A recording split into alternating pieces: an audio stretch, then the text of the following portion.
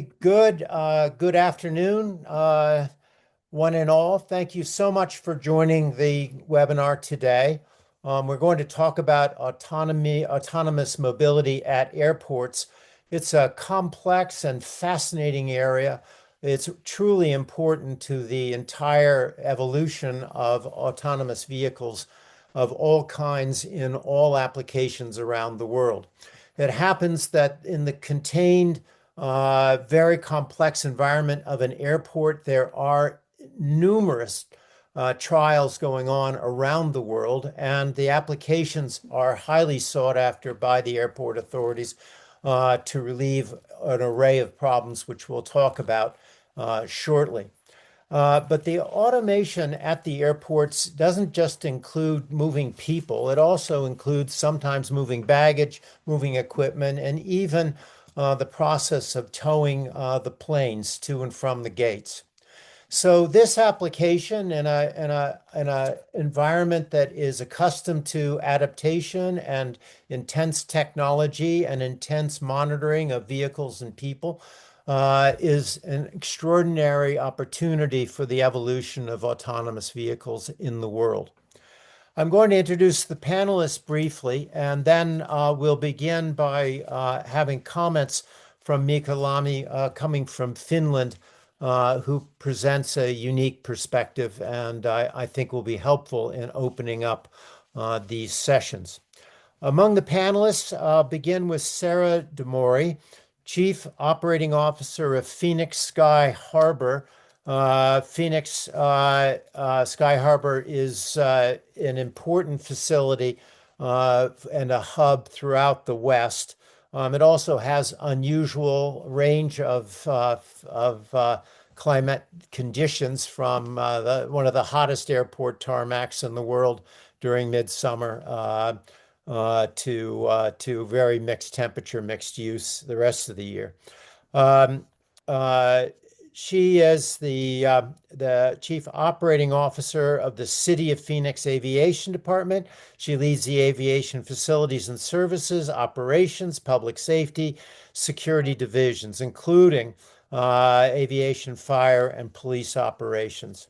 An important array of background because all of the applications that we're talking about have an important aspect in airport security as well as efficiency. Her prior experience includes Director of Operations and Security at Boise Airport, experience at Seattle-Tacoma International Airport, a particularly complex airport because it is split with the Boeing company, which is testing and flying on a massive scale there. She's also worked out of Omaha and Minneapolis-St. Paul airports. She has an MBA, and she, like a couple of other of our panelists, has a commercial pilot license. Next, Gerald McDowell, who hails from Atlanta and has been a real driving force in communications and airport, as all aspects of airport and community in the Atlanta region. A quote from Gerald includes, it's fun to do the impossible. He looks to the Walt Disney mindset for all-inclusive ideas and raising collective value of the communities. Gerald's been a real presence for many years in the Atlanta area and has received, I have to say, innumerable awards for his involvement and contribution. Mika Lame, who's going to speak shortly, is from Finland, the city of Vantaa. He's experienced innovator in bridging public sector needs and private sector technology to foster, quote, sustainable regional competitiveness. Project manager for the city, Mika spearheads urban innovation through multi-stakeholder collaboration. He's looked intensively at scalable drone operation and air mobility services in the Helsinki area. In his role, he's looking at the question of safe autonomous drone traffic in the regions. His specialty, though, is also international business growth and logistics strategies. And he asked me to focus as we talk on not just the autonomous vehicle shuttles and their applications, fixed route and otherwise, first mile, last mile, but also on the importance of autonomous vehicles in baggage handling and in potential for plane towing and for many other logistical aspects of airport management. I now go to Beth Larkin, Director of Strategic Innovation for Advanced Mobility for Cincinnati Northern Kentucky International Airport. Beth brings, quote, curiosity, empathy, and execution to her role as Director of Strategic Innovation for Advanced Mobility in Cincinnati. The airport serves over 9 million passengers annually, and her focus is on real-world solutions that enhance the airport experience, focusing on automation, AI, cutting-edge technologies. And then I'll finish by introducing David Fernandez. David is a Spanish citizen, educated there, has extraordinarily extensive experience in aviation industry. He's head of fleet for Swissport International. He spent some years at Iberia. He worked for 10 years for Airbus, both on civil aviation, the A330, the A380, and on military Eurofighter and A400M programs. Important here is his command of all of the mechanical management processes related to the airport and to the fleet management. And also, I might say that particularly in the world of 2026, all of our applications have strong security and often military duality to them as they evolve. So with that, I'm going to turn it over to Mika, who is going to give us a Finnish and indeed global view of the discussion. So over to you. Thank you so much, Hugh. I'll start by trying to figure out how to share my presentation with you. Just bear with me just a moment. I think you should be seeing it now. Yes. Excellent. Just switch over the presentation mode. Right. I'm going to give you a brief overview of a project I'm currently heading in the Finnish capital area of Helsinki. It's a project where we are setting up a system, a flight control system for lower airspace unmanned vehicles, meaning drones. The background of our project is based on a significant increase in drone flights that we have been observing since the start of 2020s, especially in the Helsinki metropolitan area. The amount of reported and observed drone flights has skyrocketed, and we are fairly certain that these numbers, what we are looking at, are just the tip of the iceberg, because the majority of the flights that have been executed in the area remain unreported and unobserved. We do have drone monitoring capabilities, obviously, especially living and breathing right next to Russia. In these days, it's a safe bet to have those sort of systems in place. But as civilian authorities, as city authorities, we have extremely limited access to those. So those are reserved for our defense forces and border control. What we are seeing currently as in the use cases, how drones are being used, it's mostly imaging and surveillance, control, security, that sort of applications. So drones are used as mobile camera platforms or sensor platforms, if you will. The logistics applications are not really as a business field. They haven't bloomed yet, but there have been a lot of small-scale piloting delivering payloads of 1 kilogram to 5 kilograms in that range, but nothing that you could actually describe as a business yet. The potential Mika, is there though. sorry to interrupt. Mika, your presentation is not in presentation mode. If you can go full screen, please. Okay. I think this, yeah, it's showing me the presentation mode and it's showing you the thumbnails and the presentation. Yeah. Yes, this is something that happens all the time with PowerPoint. I'm so sorry about that. I'll just use the non-presentation mode. So you should be seeing now the preview mode, yeah? Yes, we're Yes. seeing the thumbnails on the left and but Yes. we're getting your slide in the main screen. That's the main thing. So you're seeing the slides switching now. Yes. Very Yes. good. Yeah, back on track. We are not seeing logistics or payload transport as a business field yet, but we are getting extremely close to it. We are just waiting for the correct scale of drones to be approved for operating within the country. This is a very slow process, and we are hoping that during this year, 2026, we would be seeing some types of drones capable of lifting 50 kilograms and below that weight class. That's when the actual logistics application should kick in. We are in very good alignment with various kinds of strategies and programs within the EU area and the Nordics. As you probably know, in the European Union, we are extremely good at regulating things. And in Finland, we are most famous for following all the regulations to the heart. So we've gone through a lot of trouble and jumped through a lot of hoops to get this all going in an approved manner.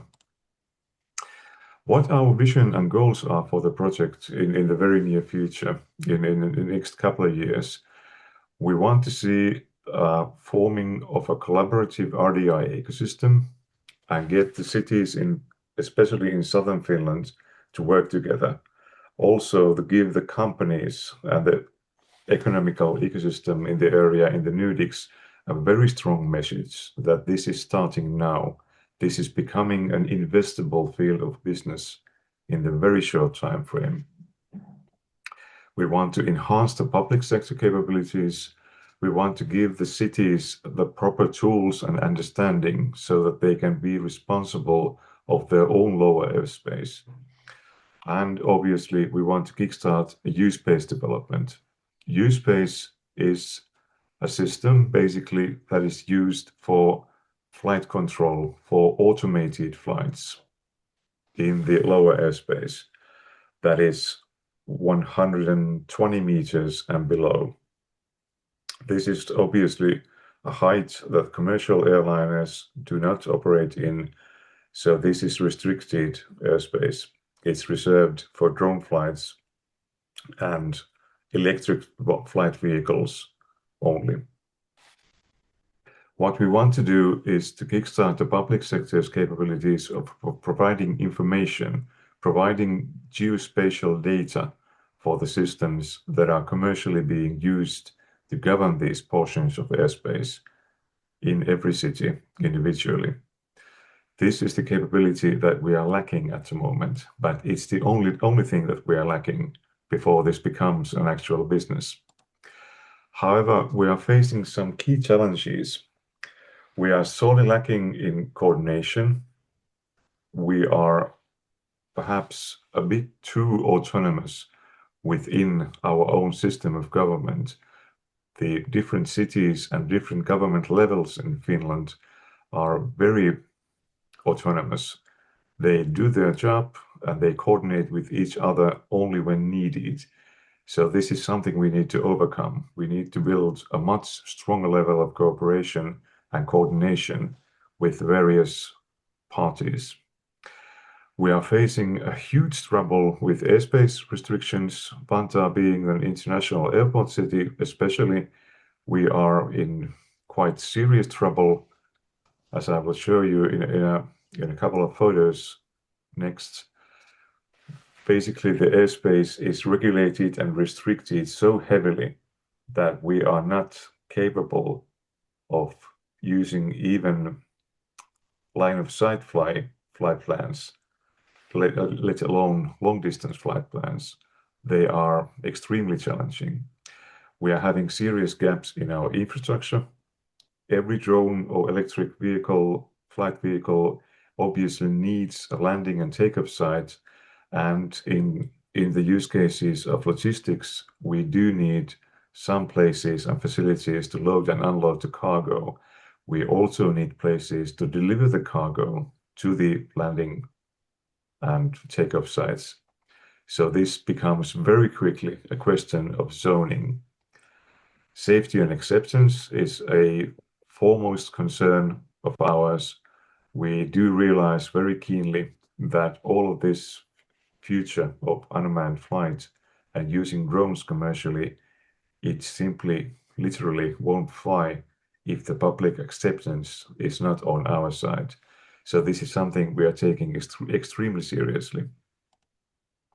The airspace restrictions in Finland overall, you're seeing a part of the map of Finland right now, and the line going on to the eastern side of the picture, that's our Russian-facing border. As you can see, currently there are no allowed flight operations in the border at all. I mean, civilian flight operations. Other authorities have restricted that airspace for themselves completely. The regulative environment in Finland and in European Union countries in general has been created on the basis and based on the needs of current commercial flight business, meaning flights above the ceiling of 120 meters, commercial airliners. So the restrictive areas and the policies that have been developed are, to put it mildly, excessive from the point of view of having autonomous drone flights. In the picture you can see now, we have in the center of this area, this is the international airport of Vantaa. It's the only international airport in Finland. The innermost area is the absolute no-flight zone for any unauthorized traffic. This includes commercial airliners and drone traffic. The next area around it is a slightly less restrictive area. It still requires a permit and a flight plan for every drone flight, but the flight ceiling is 120 meters. And the outer area is still a restricted area. You can't fly there if you are trying to fly above 50 meters. The area you are seeing is a little less than 30 kilometers wide. It covers most of our northern metropolitan area of southern Finland. This is absolutely ridiculous situation. In continental Europe, this problem has been solved. In a couple of countries, France and Germany come first to mind. In there, the restrictive airspace around the airfield, the international airport, is somewhere around 300 meters side to side with the runways. 30 kilometers. The best explanation I have for this is that some 30 years ago, some engineer decided to play it safe. And he put the ruler on the map and drew a line as long as the ruler, which happened to cover 30 kilometers side to side of the airport immediate area. We have been in discussion with the Finnish flight authorities, flight control authorities for over a year now to get this area reduced. We remain unsuccessful so far, but I am optimistic this situation completely blocks all our efforts of having a viable, investable business in drones. This simply has to change. The second obstacle or hardship we are facing is the vertiports or takeoff and landing sites for drones and small aircraft, electric aircraft. They do need to be placed in existing places of traffic flows so people can get there, for example, on a bus or a train or a tram, land out of the vehicle, then walk less than 200 meters, and then board an electric vehicle or unload some stuff from your van so it can be loaded on a drone. So this obviously presents some problems for zoning because the requirements for these kinds of sites, we do not have any practical experience with that, simply because this hasn't been done before. These are the very first pilots that we are running in Finland, and we are among first 20 cities in Europe to start operations at this level, or even experimenting with drone flights on this level. So there are really very few reference models that we can draw into. We do have some pointers. We do have some algorithmic tools that can be used in certain types of maps or map materials, ArcGIS types of map materials. We can calculate the most likely places for vertiports and turn over that to the zoning people in municipal authorities so they can complete the work. What we are looking for. Mika, if we can uh, finish off in about 2 minutes, is that all right? I have 2 slides left, so Perfect. I'm Thank you. feeling optimistic. So what we are looking for are sites like this. This picture is from Netherlands, who are one of the leading countries in the European Union in terms of drone traffic and having it as a regulated business. So the vertiports don't really need to be anything more special or extravagant than this. It's basically a square that's been somehow marked that this is the place. This is all the regulative aspect that is required. Everything else on top of that will come or will be derived from the commercial requirements. Warm storage, electricity, fuel, passenger desks, whatever you need or used for. But as far as landing and taking off, this is the regulatory aspect, just a place that is clearly marked. So, for example, children won't go play on it when it's on operation. What we are expecting as outcomes and long-term impact of our work, we are expecting a slow, gradual rise of the business. We are expecting a trickle of investments in the beginning, and then within a few years, we hope to look to and get the business going so that we can attract global companies to invest in the business in Finland and furthermore in Europe. Because once you penetrate the regulatory barrier in one country in Europe, you are approved to operate in all countries in Europe. So that's what we are trying to achieve, like a breakthrough. And we are betting on that the country that does it first will get the majority of the business. That's basically my story told. Thank you very much. I'm looking forward to any questions you might have. Wonderful. Thank you very much. Mika, I'm going to hold off on questions and move to the other panelists for the next few minutes. And then at the end, we'll have a chance to come back to you on questions. We're going to shift focus to terrestrial, if you will.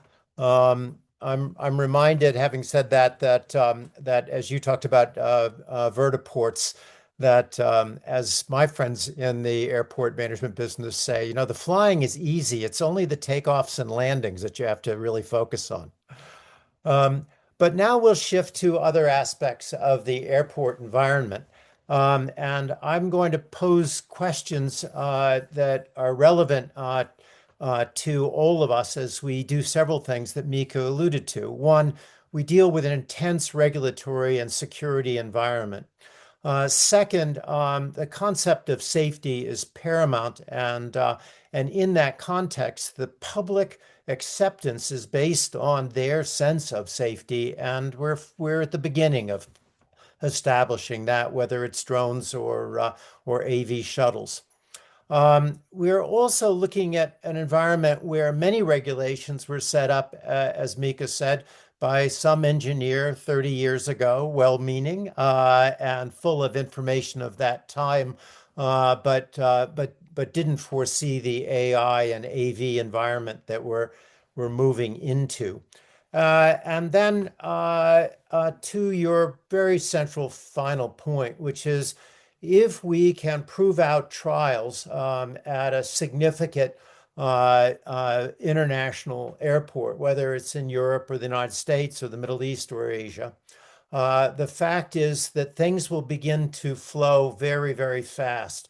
So I think my first question to the panelists, and if you don't mind, panelists, I'm going to ask you to speak for something less than 60 seconds, and I'll walk through the order in rapid succession, beginning with Sarah, then Gerald, Mika, Beth, and then David.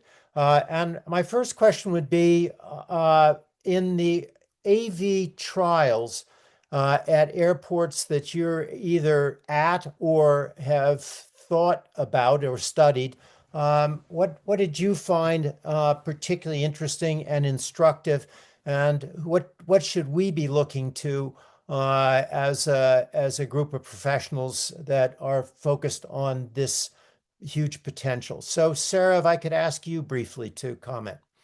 Thanks, Hugh. Great question. For Phoenix Sky Harbor International Airport, our AV application, our largest, has been working with Waymo in autonomous ride-hail service.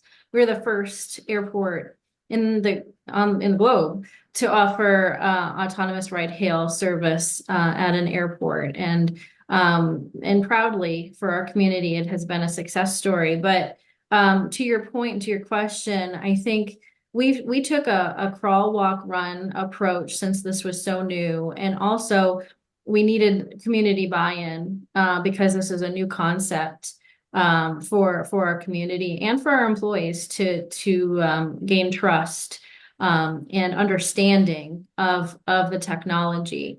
And so that's really, I think, been our biggest success. I mean, we all kind of rush to want to be the first, but with new innovations, we took a very thoughtful approach and wanted to build a strong foundation that we can build on in the future for other applications. Great. Gerald, to you.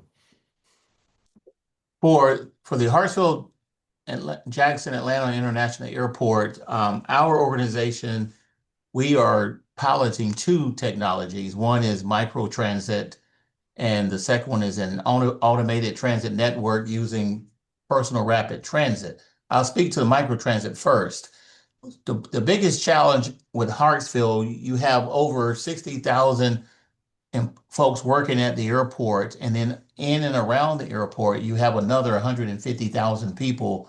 And the challenge is getting to and from work using public transportation in a reliable system. And so our first pilot with microtransit puts a app in the hands of people who work in the airport area and gives them an option to select a vehicle that will pick them up within 5 minutes of where they're working and get them on their way, either taking them directly home if they are in the service area, or taking them to a nearby station for a bus or a train. And our partner is using a solution that has autonomous minivans in their operations. And so we are able to demonstrate that this technology can perform in regular traffic, but also serve the worker in the airport area with a solution that is not dependent solely on public transportation, but provides them an on-demand option using AV as that solution. Excellent. Thank you. Um, Mika, back to you. Now we're going to bring you back to terrestrial applications. Terrestrial applications. We have a number of land robots, land drones in operation in Helsinki area. These are mostly grocery delivery packages, but they are operated remotely by an Estonian company who is pioneering this technology in the Nordic countries. These have gained a vast public acceptance, and they did it by using a very, very simple trick. And I kid you not, they put googly eyes on them, and they made them play children's music. This was a breakthrough. When they did that, everyone started helping the drones to cross the roads and help them if they got stuck on snow. And the people were actually following them part of the way and making sure that they are okay. I want to do something similar with aerial drones. Haven't just figured out what form it will take, but that's quite impressive. Where you're going to mount the googly eyes. I got it. All righty. Fantastic. Beth. Yeah, thank you so much. CBG takes a very pragmatic approach to our innovation. Sounds very similar to what Sarah was referencing with a crawl, walk, run approach. So our frame of reference really focuses on three things. Safety is paramount. It also has to be reliable, and then it has to be resilient technology. So this technology, autonomous vehicles, is so novel and fun that I believe our frame is making use cases as boring, arguably, as possible, really removing friction. Blake Gerald was talking about with the shuttles, it's a very predictable movement from point A to point B. And as an airport, we have a lot of control over those environments that the autonomous vehicles are operating in. So for our trial, we were working with a company that was offering baggage handling and movement around the airfield.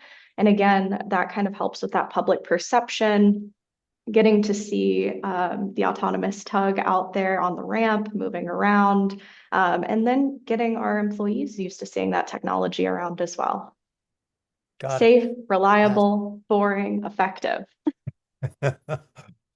As a career mantra, trying to veer toward boring is unusual, but it is also the opposite of the googly eye application. Anyway, David, on to you.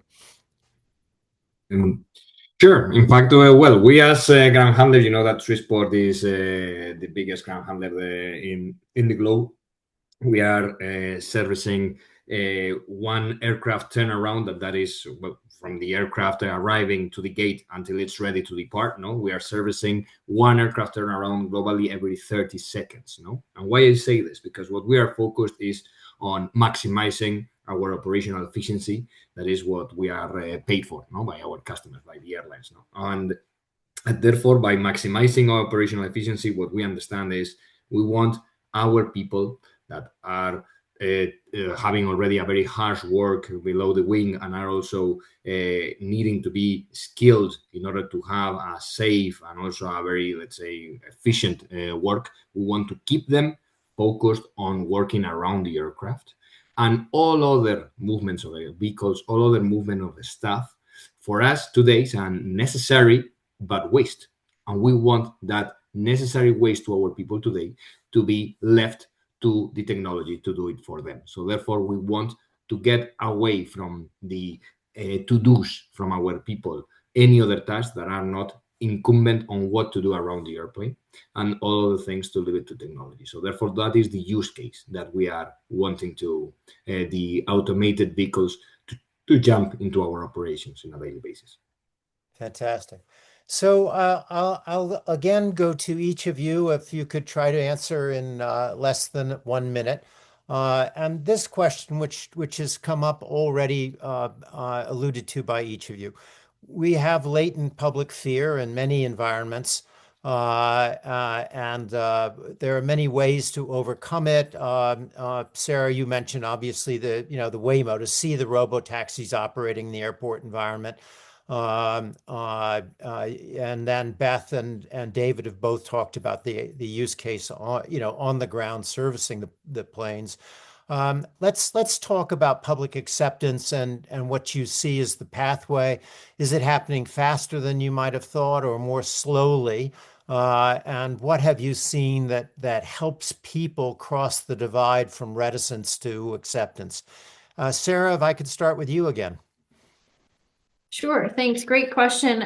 We really were very transparent in our approach, knowing that this was new technology and a completely new innovation for our community. And it wasn't just for the airport, it was community-wide. And I think that came to our benefit because the community, Waymo did a wonderful job with community outreach in being very transparent as far as they were testing with a driver at first in our neighborhoods. And so this was something that our community was seeing on our streets. We were interfacing with and engaging with as drivers. Again, first with a test driver and then autonomous mode. We did the same approach at the airport. We really wanted to be transparent to not only the passengers, but also our employees. And so we had a number of tangible workshops with our employees and with our first responders to become comfortable with the technology, to use the technology. We did test drives throughout the campus just so that our employees could see how the technology worked and interface with it. And that built trust and with not only the employees, but with the community as well. And that's been very successful for us. And then I always say, you've got to see it and use it to believe it. My daughter in particular is 11 and she thinks that this particular technology is better than Disney World. So no offense to Disney World, but it is an exciting innovation for the next generation. I think that may not even want to become drivers themselves, may become so comfortable with autonomous mobility. Yeah. Well, Jared, that's a great segue to you because you are a student of Disney Corporation and how they do things. Gerald?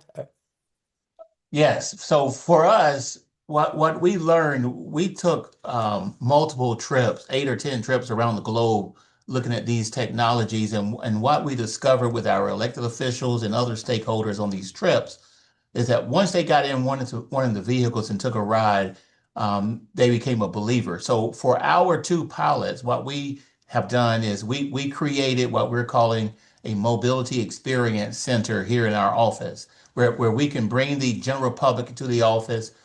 We have outreach to our schools, K through 12 school systems. We're working with local colleges where we're bringing folks into the office, and we have a VR operation where you can experience the technology virtually. And that, of course, that's a very safe experience for most people, except those who get a little seasick from virtual reality. But that's like step one. And then we have a actual vehicle that we can take around to the various shows and conferences that we have within the metro area and give people an opportunity to sit in these vehicles.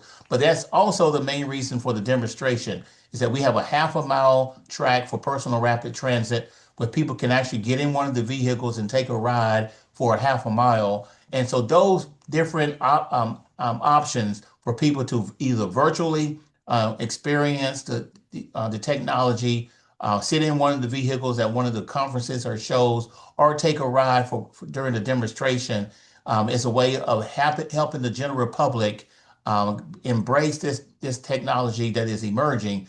But the icing on the cake is the outreach to K through 12. This is the next generation of those who will be embracing this technology and helping them to embrace this technology. They take that home and they talk to their parents and their family members about it. What we found is that it accelerates the acceptance of those of us who are actively working today to embrace this technology. Perfect. Mika, you've given us a great example in terms of the delivery drones. What else works? Well, first, I really want to say thanks to Beth because I really like your approach. Make it as boring as possible. I think that goes a long way. But apart from googly eyes and making them look cute, you really need to engage in a dialogue with the public, and you need to know and understand what is being said. So you really can't just read the headlines every morning and see if people are happy. We've developed a fairly large survey package that we are planning to run twice a year in the beginning. After our initial development projects, we are switching to once a year mode. So we are actively engaging our audiences. We are finding out what they think with an academic survey, and we are modifying our responses based on what we learn. So transparency, active dialogue, and making it boring. I think those are the keys. Very good. All right, Beth, let's go back to boring. Yes, I did not think that would be my slogan ever, especially working in innovation for the majority of my career. But Yeah. what I have seen is that the more novel a technology is, the more grounded it has to be in use cases that occur every day for the public to really adopt them. So, Gerald, to your point, I have a good deal of experience with virtual reality, and that was another thing that came out. And I think the frame by which the public looks at this is, wow, this is so future leaning. And I'm sure Mika and I and others can go back and forth on how we can use an autonomous vehicle to drop a passenger off, to get on an AAM, to fly to a destination, to get on another autonomous shuttle and move forward. But I think that key, and going back to the boring, so to speak, is making it sort of a, this technology is cool, but this is part of our everyday. Like, this is just something that eliminates friction from the path. I want to get to the airport safely. I want to get there on time for my flight. And great, it's an autonomous shuttle that's available to me 24/7. That's a really perfect use case and idea and lens to look at it through. But I think resetting the frame for our community, and this is actually not that futuristic. This is happening right here, right now. And we're trying, I think all of us on the call are trying to get ahead of that curve. Perfect. And David. Okay, yes, well, the adoption from the general public, we have already witnessed that typically the adoption is pretty not too much the issue for us. In fact, I want to mention the example of in Zurich, we have already introduced, together with the airport, some airside, so inside the restricted zone of the airfield, shuttle buses for the employees to move from one place to the other and so on. And even myself, I have tried it by myself, but the people in general, you hop on the bus, you trust that everything will go as the script, no? And you as a general user, you are even not aware, because you cannot be, about all the risk assessments, everything that can go wrong, all the rules and protocols of what are the different prioritizations of decision making that the technology has to be embarking. Also, potential cybernetic threats that also can happen into the system and therefore ruin everything around. So therefore, the general public doesn't have really the means to understand what is the entire complexity and all the things that can go wrong. So therefore, I think that the adoption there is and the trust goes a little bit before all the different, let's say, nuances and all the different caveats that we as developers we already put to ourselves, to be honest. And therefore, for us, what is really our main stakeholders on this, and I think that there is a question here in the Q&A, is to have the engagement of our employees, no? Because as many other technologies, we really don't really want this to be a threat for any jobs or for anyone doing their current job. What we want is to really find the use cases for those things that perhaps I'm not going to say making the job boring as we were saying before, but those parts of the job of our people that are repetitive, that are in some way also a waste, as I said. And when they are a waste and they are repetitive, the people normally lose the focus, lose the interest, and then is where the problems happen, when the accidents happen, when the damage to an aircraft happens. So therefore, what we want to automate is those things that our people really are having some pains in their daily commitments and their daily duties, right? So therefore, that is the way in which we are also having the engagement of the people, and also we are having already some of our highly skilled personnel already being the guys participating in the trials, because they are already keen on understanding what of those pains of their current daily work is going to be shaved out in the near future. Very good.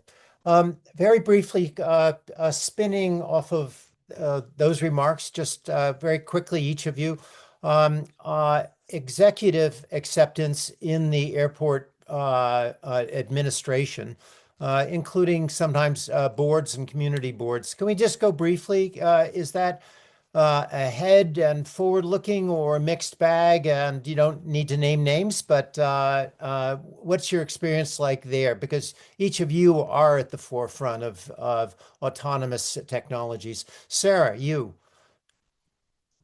Sure. The city of Phoenix owns and operates Phoenix Sky Harbor International Airport, and our mayor and council have been incredibly supportive. In fact, driving, in many cases, innovation for our airport system and for our community. And so great champions there, which really cascades down throughout our airport system, throughout the executive team, and even in the community. We're fast emerging as a tech city, and we are embracing innovation and enhancing technology as much as we can. Great. Gerald, how's the execs? Well, I'll start this way. The difference, I believe, for us has been the structure of our organization. We are a special tax district, and we have the authority to operate in this space. And what we have given to local jurisdictions and officials and elected officials is a vehicle to allow them to explore these emerging technologies when they otherwise would not have. For example, our public transportation agency, MARTA, flat out told us years ago that this is not something that they could even take a look at because it's considered R&D.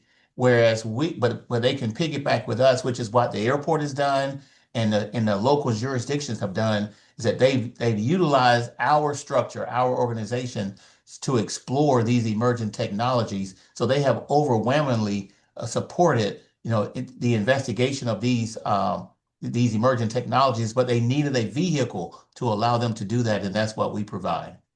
Perfect. Mika, you focus particularly on the complexities of the overlaying administrations, regional and local, when you talked about the drone technology. What is the acceptance, and are you getting? Do you have support of the technology, or people holding back in a bit of fear? Well, we Okay. typically encounter situations where we meet with some resistance and doubts and some unnamed fears. Once we get around to showing the doubters some calculations on potential cost savings and the future possibilities, we quickly turn heads around. So, for example, the international airport in Vantaa is operated by a private company called Finavia, and they were quite, let's say, squeamish at first about the idea of utilizing drone technologies or autonomous drone technologies in their operations.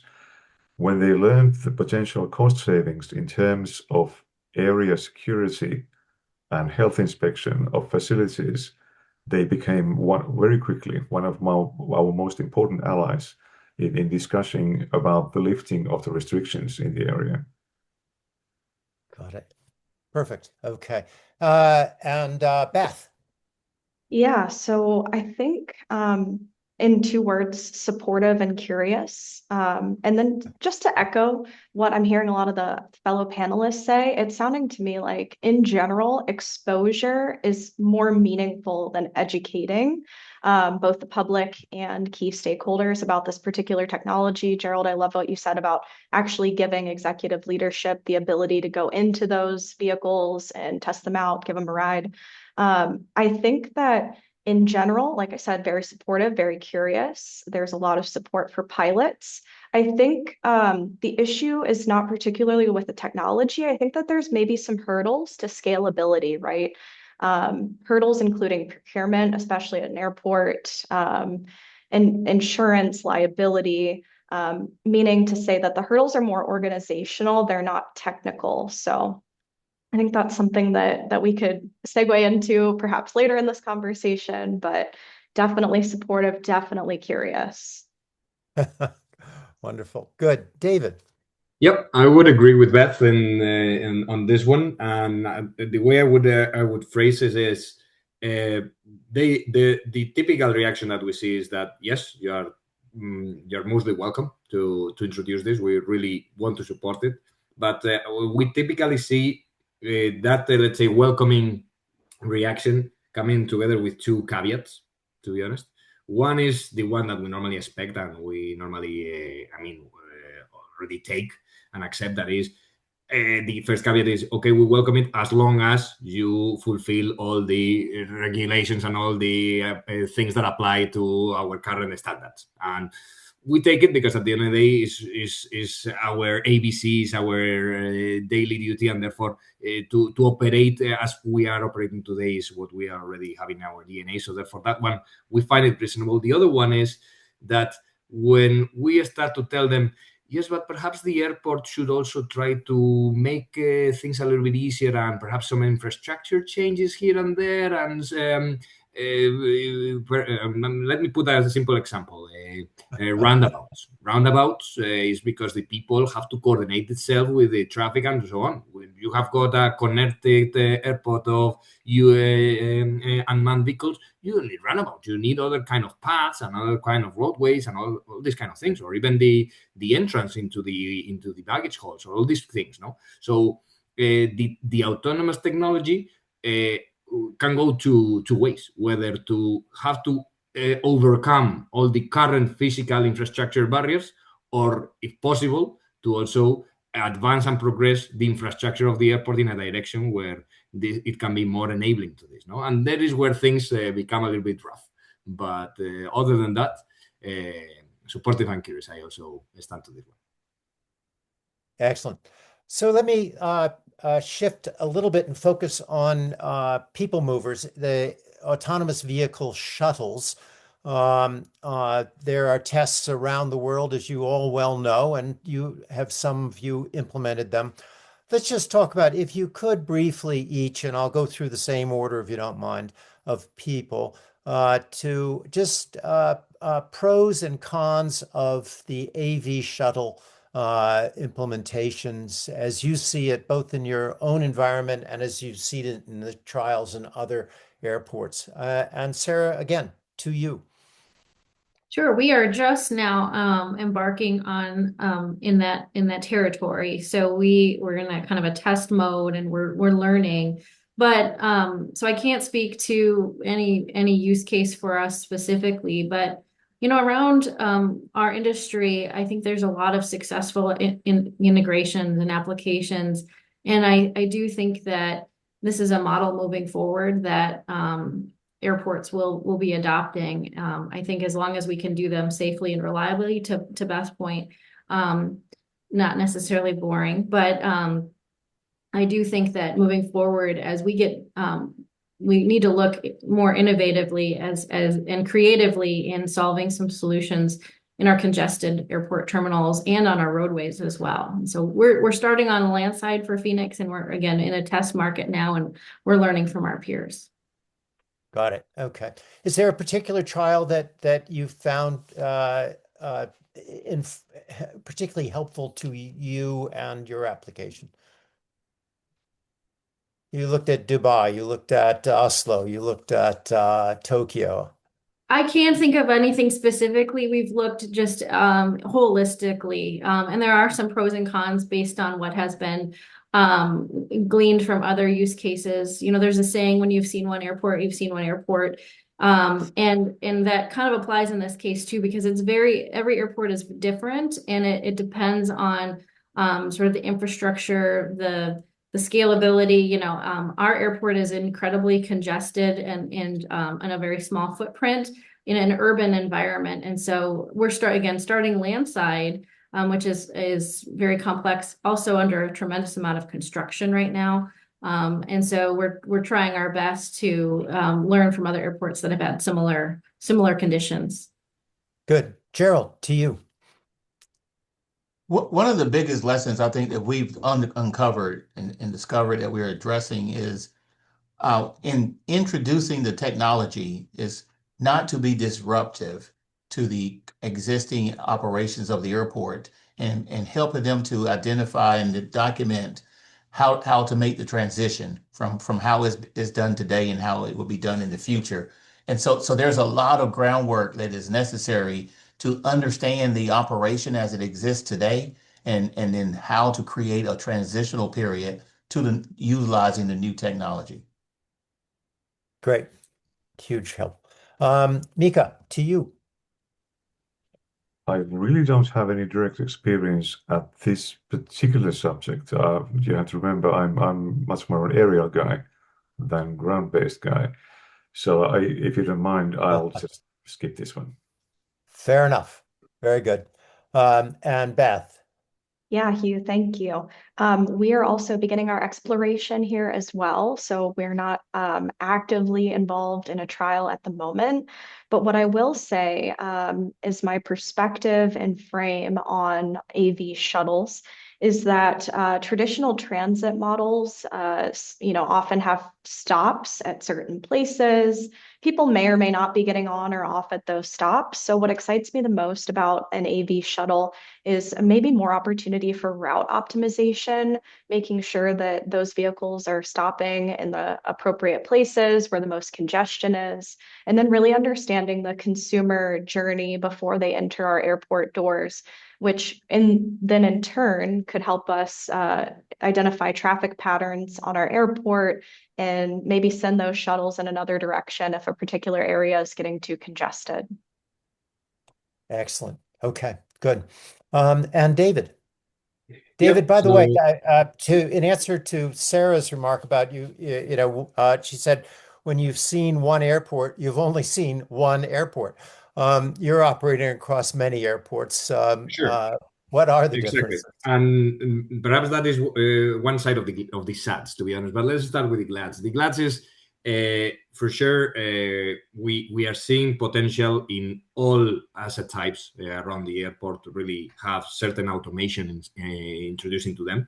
The first thing is that mostly all of them have to be driven around the airport, and also most of them have also to engage towards the aircraft. So therefore, these two things, the driving along the tarmac and also the docking, as we call it, to the aircraft, these two things are for us incredible candidates for automation. And I don't want to be here the Nostradamus, but trust me, these two things will be automated sooner or later in the airports, and perhaps gradually, as also Beth was indicating. No?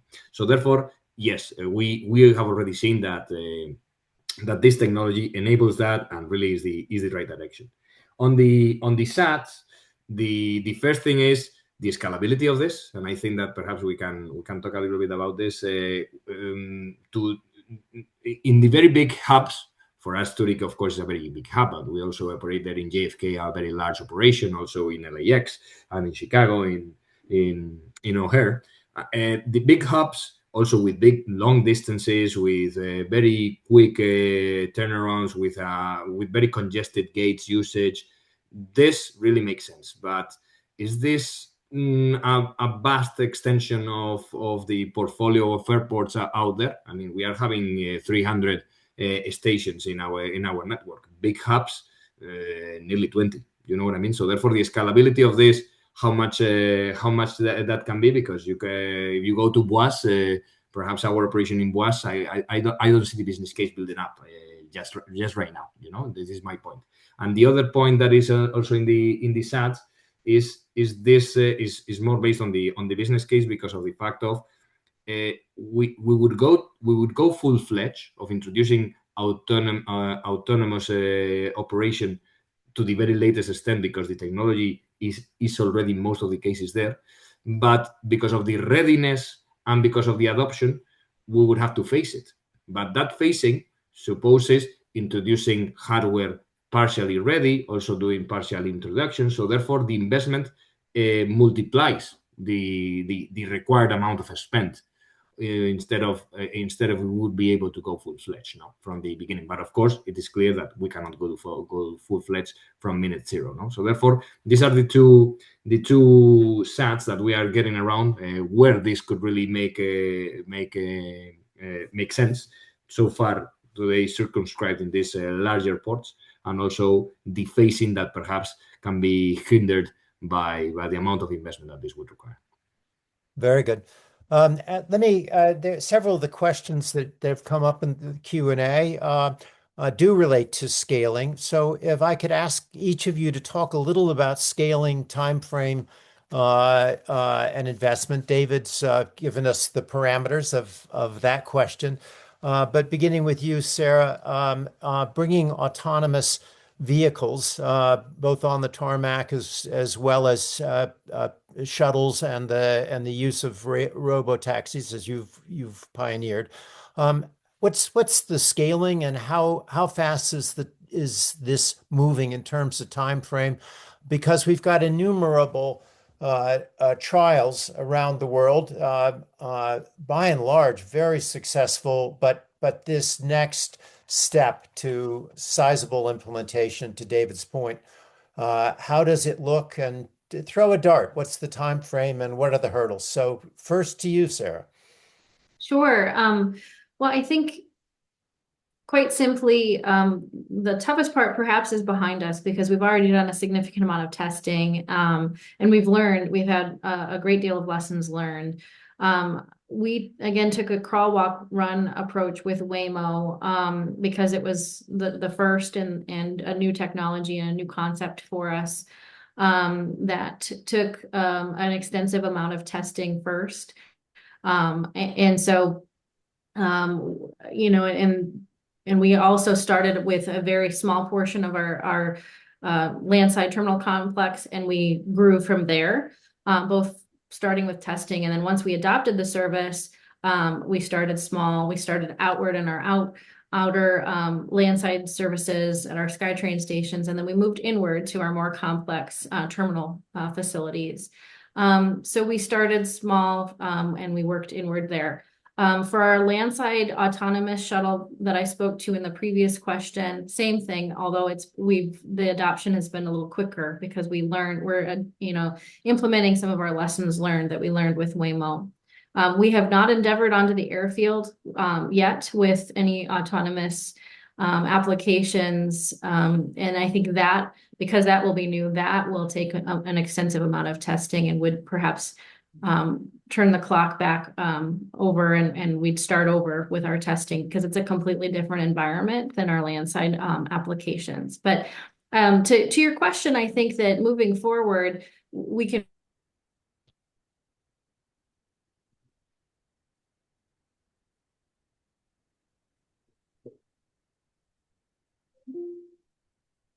Hello. Mhm.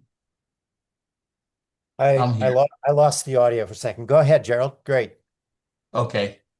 For both of our projects, the microtransit and the personal rapid transit pilots, with microtransit, we identified 3 service areas, but we only deployed in the first service area to begin with. And our goal is, once we have successful operations in that service area, then and only then will we go to number 2 and then to number 3. For PRT, it's a half-a-mile long demonstration of the technology. And so MARTA is conducting its own study, and their study is looking at, okay, where do we go next? And where we go next is been led by the transit agency itself, not by our pilots and not by our operations. So it's a partnership.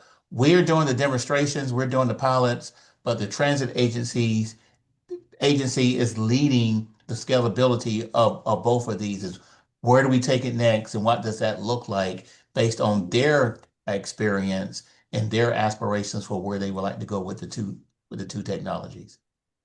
Excellent. Uh, Micah, would you care to comment? And this is just scalability. You referred to it in terms of the drone example, but what's the timing impediments and where do you look for examples? The most important challenge in terms of scalability for us currently is the regulatory scalability. We had a use case, a pilot use case, less than a year ago, where some hospital supplies were flown by an autonomous drone from a central depot to a hospital facility less than 5 kilometers apart. Now we had to register a flight plan for this, and it took the local authorities 8 months to process that flight plan before they gave authorization for that. That was one of the most absurd, ridiculous situations and conversations I've ever had to have, bearing in mind that we are looking at an immediate future where we'll be needing 10 to 20,000 flight plan approvals a day. This is something we really need to work on. Obviously, it will mean automated processing, AI processing of the flight plans, and delegated authority from the central flight control to regional or municipal flight control people. We basically have to build a whole new regulatory framework for that. So I have my job cut out for me. Everyone does. Beth, over to you. Yeah, in my opinion, the tech development is outpacing the scalability in some ways, specifically because I think what we've maybe done is inadvertently created this sort of Internet of Things, so to speak, at all airports, where we have perhaps an autonomous baggage handler, we have an autonomous tug, we have an autonomous forklift, we have autonomous pavement scanners, and an autonomous shuttle. And the question that I keep asking is, how do all of these tools effectively work together to create, one version of the truth, which in my opinion could be a digital twin, for example. And how do all of these services play with one another? I think that's a big hurdle to scalability. And additionally, I think it's easy to get siloed into one or two portions of this entire ecosystem, right? So you could get very laser focused on landside or airside operations. And I think that makes it very difficult to scale, right? With all of the other things at play and all of the other systems. So I find it a fun, complex, not boring problem to solve, but something that I could be wrong. I'm open to other panelists' opinions on this, but I don't know that anybody is really looking at this from that 5,000-foot view of what all of these systems look like together. I kind of see more of a siloed approach where every autonomous maker has their own system and they don't really talk to one another. A perfect segue to you, David, because if anybody's trying to integrate them, you are.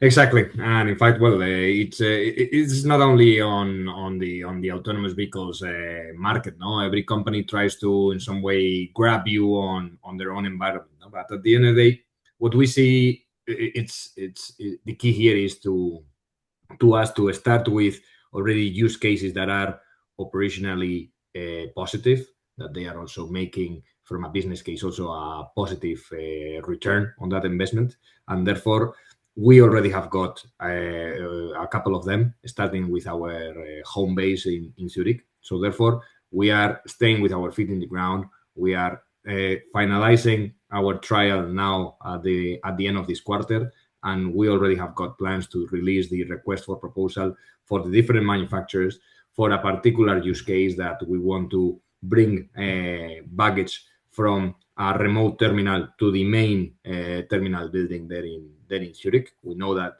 from a business case standpoint, with the prices today in the market, that eventually will have returns. We know already the operational gains that we'll have in our case, that we will be also reducing by 10 to 20% our first bag and last bag timing. So therefore, we already know which is the starting point, at least in our most important hub, and we have decided that we have to pave the way. We have to make it happen, and therefore we are totally decided to go to go in that route for as a first step, and then it's a matter of replicating it here and there. But I also agree with Beth that at the end of the day, if we ever succeed on this, is because everything gets in some way surrounded by the same umbrella and everything is working under the same radar. Otherwise, it will be ad hoc solutions here and there, and we will be very chirurgic, will be very specific, and therefore the returns of those investments will be hardly positive. Perfect. I'll stay with the technology question for a minute more. Just a quick round from each of you. An emerging technology that excites you relative to AV in the airport context. Very briefly, because what we'll do, one more question after that, and then right at the end, I'm going to ask you each just for 20 seconds summation, just your thoughts and comments. So, but first, let me go to you, Sarah. Favorite emerging technology? All emerging technologies are exciting to me, but right now I'm most excited, and we're most exploring advanced air mobility. I was getting to that in my last question before I think I was dropped suddenly, but advanced air mobility is very complex, much to Mika's point about his experiences in studying UAM. We're in the Phoenix metro area.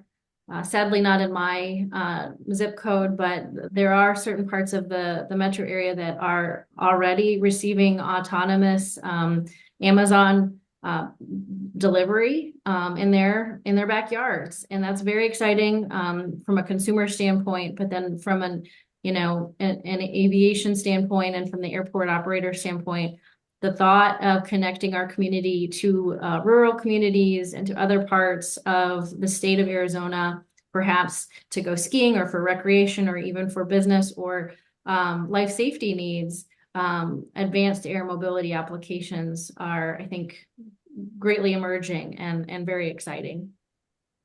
Perfect. Gerald. Personal rapid transit. That excites me 24 hours a day, 7 days a week, because for two reasons. Number one, I believe this is a solution that will make public transportation a mode of transportation for everybody, not just for those that is necessary, but for the casual user as well. And we've got to come up with a solution to get people out of their vehicles so that we can address congestion in our cities.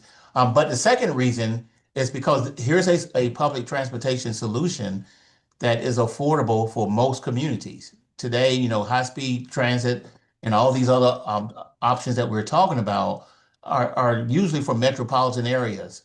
And as Sarah just indicated, but we have large states with rural areas, and here's a solution, personal rapid transit, that I believe will be affordable to every community in America. Hear, hear. Beth. Do we want to get Mika first? Sorry, Mika. Mika, I lost your image on my screen. Mika, are you there? Okay. I'm still here. Can you hear me? Perfect. Yes, thank you. Cool. From my point of view, I have two technologies or things that I'm following extremely keenly. One of them is obviously electric vehicle battery technologies, energy density being the key. And the other resonates very much with something Beth said in her previous comment about viewing airport as an Internet of Things environment. What we've been doing in Finland is we've been trying to get the concept of mobility as a service off the ground. And that it's a similar view. It looks at the personal and cargo transport as a huge Internet of Things ecosystem. And one of my things is distributed database computing and distributed computing in general. So there's certain crossroads there, intersections that would play very well together. I think I'm going to have to call you later, Beth. I think we have some stuff to discuss. Yes, yeah, I think So so. that's a perfect bridge to you, Beth, because you raised this subject initially, but go ahead, your thoughts. Yes, yeah. So I'm biased. Advanced air mobility. It's something that I support a lot of time too in my day job. But my second most excited favorite use case is actually the secondary and tertiary use cases that are unlocked by the sensors and LiDAR systems that are on all of this autonomous tech, which could feed into a digital twin, like I had mentioned before. And that just gives us even more day to day what our airport looks like, what we could, send some resources to help with, what we maybe could pull back on a little bit more. To David's point, increasing operational efficiency. If everything is scanning all the time, let's put it into a digital twin. So we have an updated day to day view of how our airport's functioning. Perfect view of the future. And David, to you, you're living it at Swissport. Go ahead. Sure. I mean, of course, as a passionate of the industry, of course, I totally follow all the unmanned aerial vehicles and aerotaxi industry. Of course, that is amazing, and of course, all this personal rapid transport is something that will reshape everyone's close-term future. But when it comes to GSE, ground support equipment in the airport, we have been working with artificial intelligence recognition on camera footage just to identify things that are happening there. We have been already for a couple of years, I would say now, already identifying events there. But the very next step, lamp jump step that we are already jumping into is all that artificial intelligence recognition of those footages to already drive real-time decision making in the vehicle.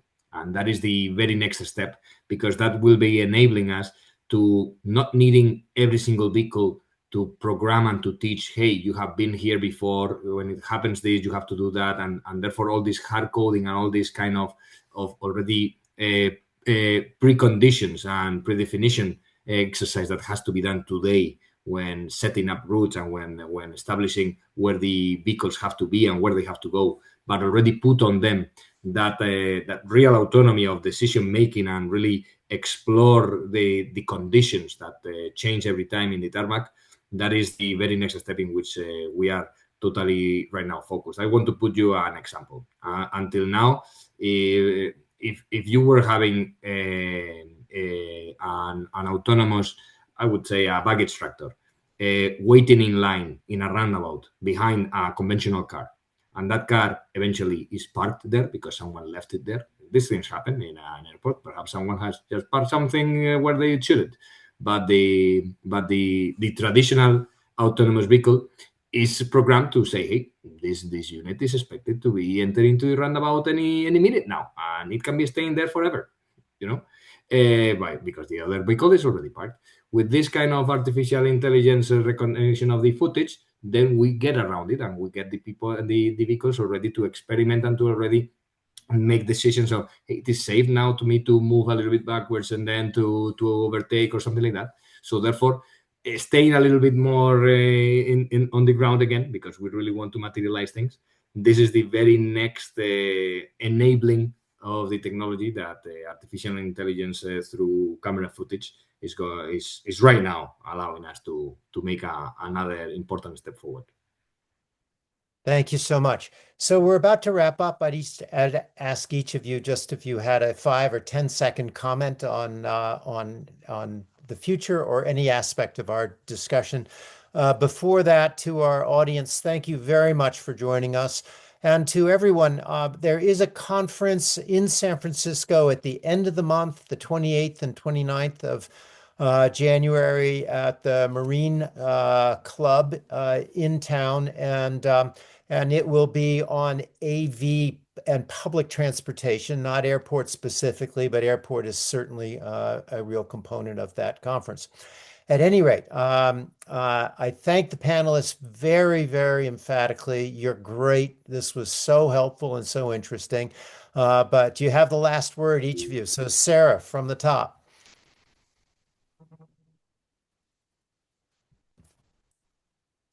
Sarah, you're muted.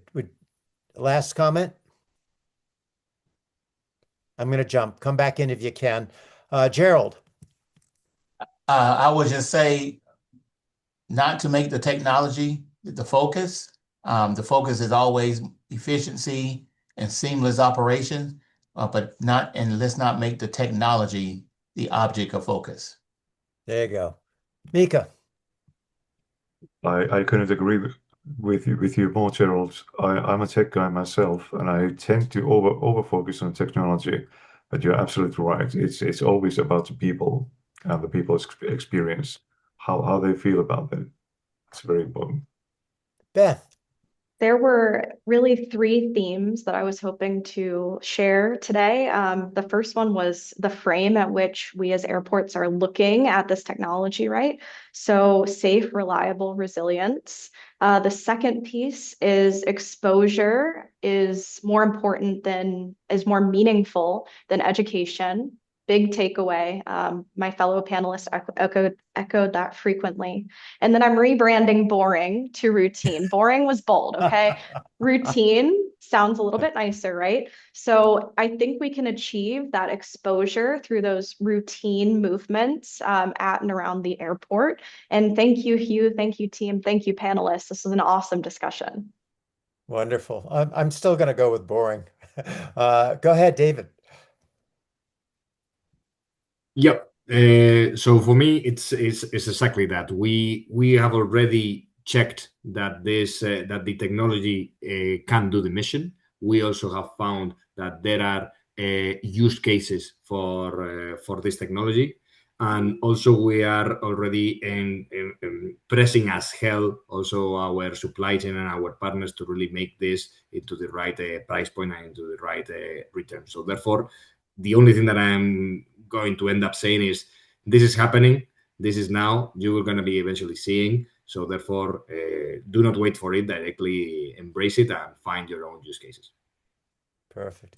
Sarah, last word. Thank you. Zoom is not agreeing with me today, so the technology is not in my hand today. But I think I would close. I agree with everything that everyone has said. But for us, really elevating operational efficiencies. It's a complex time right now in our aviation industry as we're growing rapidly. So elevating operational efficiencies through advancing innovative technologies autonomously. There we go.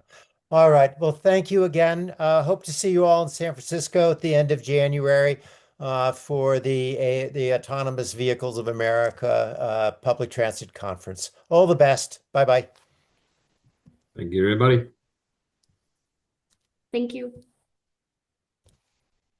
Thanks. Bye. Bye now.